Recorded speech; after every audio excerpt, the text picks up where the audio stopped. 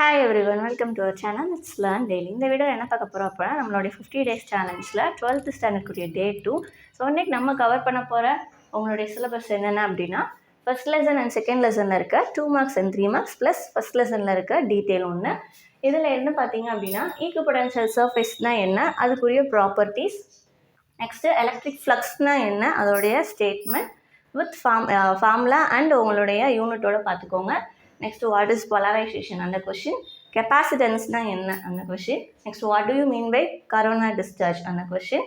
Next இருக்க ரெண்டுமே உங்களுடைய booking questions.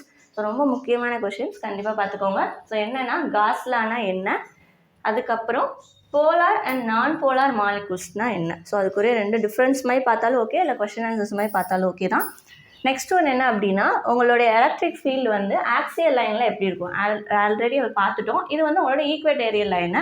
So electric ஃபீல்டெல்லாம் ஈக்குவேட்டோரியல் line எப்படி இருக்கும் அப்படின்றது. ஸோ ஆக்சியல் ஈக்குவேட்டோரியல் ரெண்டு எழுதி பார்த்துருங்க, இல்லைனா ரெண்டு கன்ஃபியூஸ் ஆகும். ஸோ இது எலக்ட்ரிக் ஃபீல்டுக்குரியது, இதே மாதிரி மேக்னெட்டிக் ஃபீல்டும் இருக்குது. நெக்ஸ்ட்டு நம்ம பார்க்க போகிற இன்னைக்குரிய எக்ஸாம்பிள் வந்து எக்ஸாம்பிள் 1.13.